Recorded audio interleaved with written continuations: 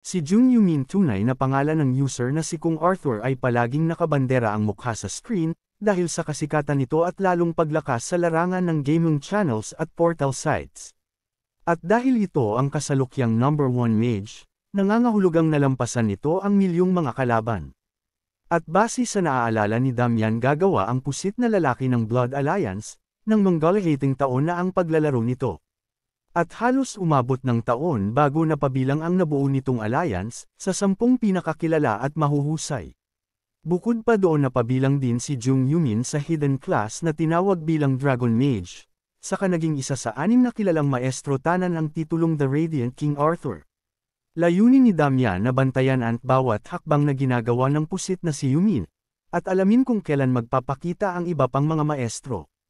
Importante para kay Damian ang maunawaan ang kanyang sarili, ngunit kasabay ng pagbilang niya sa Voodooist class, at matanggap ang mainstream na Chiron's Wish, kinakailangan din niyang malaman ang hakbang ng paglago ng 6 na maestro.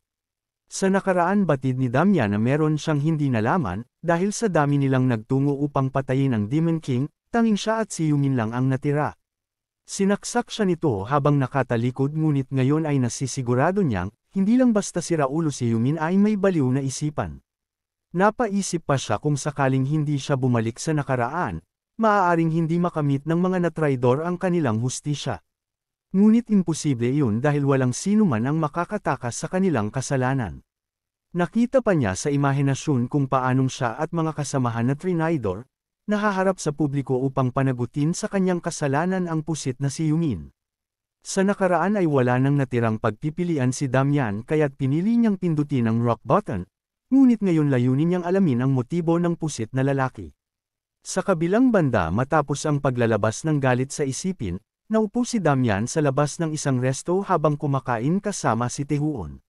Sinabi ni Damian na abala siya sa pagtitinda sa online market, kaya't naintindihan ni Taehoon kung bakit ganoon na lang makatitig sa cellphone ang ating bida. Matapos makapili kung sino ang pagbibentahan ay agad na natanggap ni Damian ang bayad sa ipinagbaylang ginto. Natutuwang naisip pa niya na dahil doon mababayaran niya na ang lahat ng gastusin sa ospital ng kanyang ama, at matutustusan ang pangangailangan ng kanyang pamilya. Bigla namang tumawag ang ina ni Damian at kinamusta siya, kasabay nun lalong nagpalakas ng loob niya ang tinig ng ina, kaya't nangakong hindi na babalik pa sa nakaraang buhay. Nang ibaba na ang cellphone, tanong ni Damian kay Taehoon kung desidido na ba itong maglaro ng AC. Sagot naman ni Taehoon na gusto niyang may pagkaabalahan habang nagbabante ng maliit niyang tindahan. Mabilis namang saad ni Damian na siya na ang bahala sa capsule ni Taehoon, ngunit mabilis na tumanji ang lalaki sa kasinabing hindi naman ganoon kay Amon ang ating bida. Tumaas naman ang kilay ni Damian at sinabing wag siyang alalahanin ni Taehoon, daw ang gagawin niyang iyon ay pagbabayad ng utang, kaya't sa huli ay pumayag na din ang lalaki. Nasa plano na ni Damian na bayadan ang taong tumulong sa kanya bago pa siya bumalik sa nakaraan. Nang makabalik si Damian sa loob ng game, sinuri niya ang isang token ng panibagong skills na Mark of Hersey, isa itong maliit na kahoy na mayroong simbolo at engkantasyon. Hindi maiwasang mamangha ni Damian sa item na ito dahil maaaring isa itong mamahaling item. Walang dinggrado o ano paman, kaya't nangangahulugang meron itong ibig sabihin, nakapang-isip pa siya dahil ang mga ganoong item ay maaari lamang makita ang gamit sa pamamagitan ng special na item. Inaasahan ni Damian na isa itong mahalagang bagay, kaya't napagdesisyonan niyang pansamantala itong itago sa kanaisip na gamitin ang End of Time Tome upang makita ang halaga nito. Bago pa man niya maitago ang item, gulat na napabalikwas si Damian, nang madinig ang boses ng pamilyar na lalaki. Halos lumuwa ang mata niya sa gulat at napamura na lang, nang makita ang dambuhala niyang maestro, habang kamakaway ito sa kanta bilang pagbati sa siraulo niyang mag-aaral.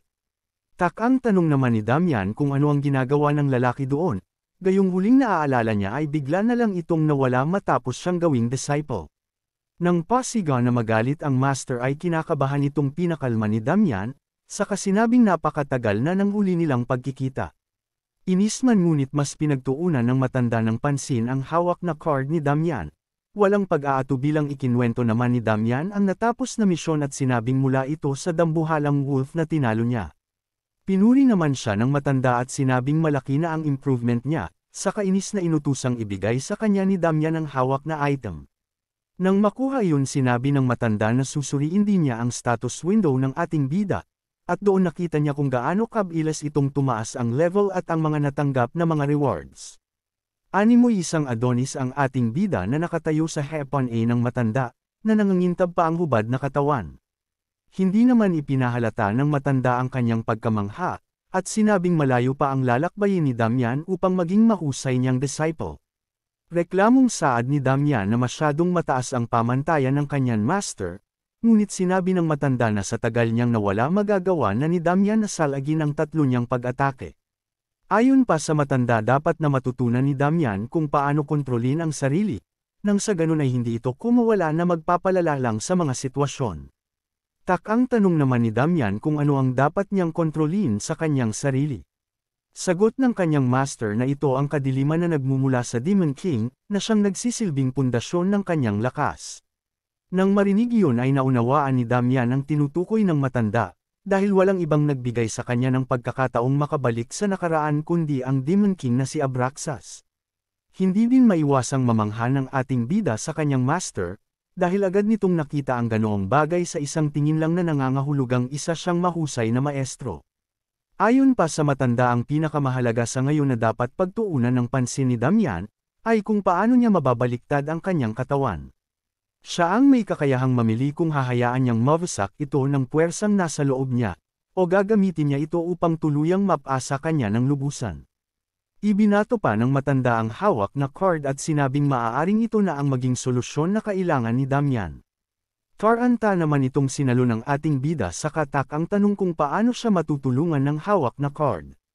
Bigla namang nakatanggap ng mensahe ang ating bida mula sa kanyang kaibigan, na kasalukuyan nitong naglalaro sa loob ng AC.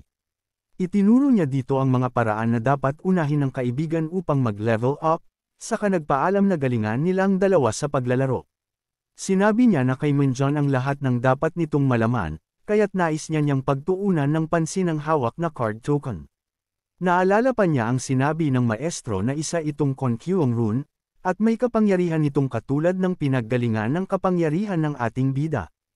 Ayon pa sa matanda may kakayahan itong gumawa ng mahusay na spell, o tapusin at isakatuparan ang isang unstable spell. Dahil doon naisip ni Damian na dahil nagmula ang mga penalty niya sa mga sumpa, ang tanging paraan upang mawala ito ay hanapin ang pinagmulan ng mga sumpa. Hindi alam o ramdam ni Damian na naaapektuhan ng system ang kanyang pagkatao o katawan, ngunit hindi niya maaaring baliwalain ang mga pahayag ng kanyang master kay Ron. Lumabas mula sa screen ang bagong misyon ni Damian kung saan dapat niyang hanapin ang grupo ng mga user na gumagamit ng Mark of Hersey. Ito ang pangalawa sa pinakamahalagang misyon na iniwan sa kanya ni Master kay Ron.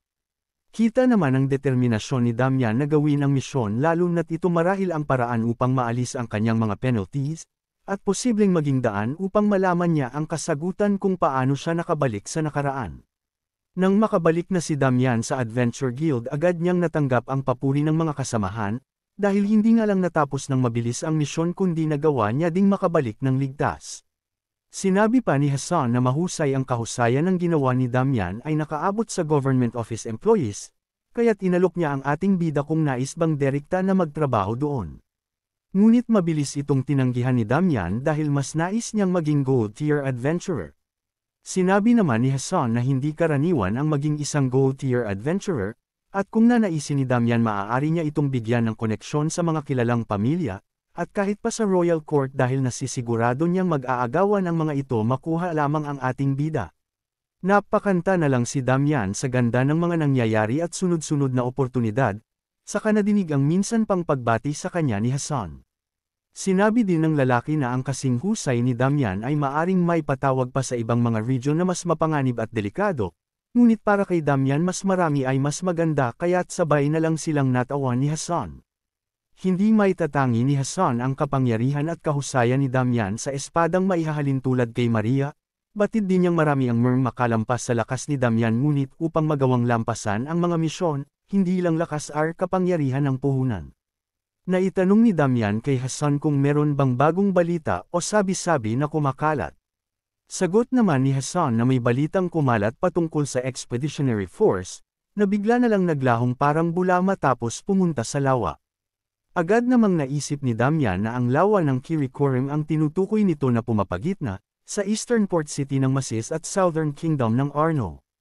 Hindi maunawaan ni Damian kung paano bigla na lang naglaho doon ang puwersa ng Expeditionary, gayong hindi naman ito ganun kapanganib na lugar. Ngunit ayon kay Hassan bali-balita din mga buto ng tao at mga zombie na bigla na lang nagpapakita doon. Sinabi din ni Hassan na ang Expeditionary Force na ito ay binubuo ng 12 adventurers at lahat sila ay nasa Silver Tier, at ang layunin ng mga ito ay mag-ikot at magmanman ngunit hindi naging inaasahan ang resulta.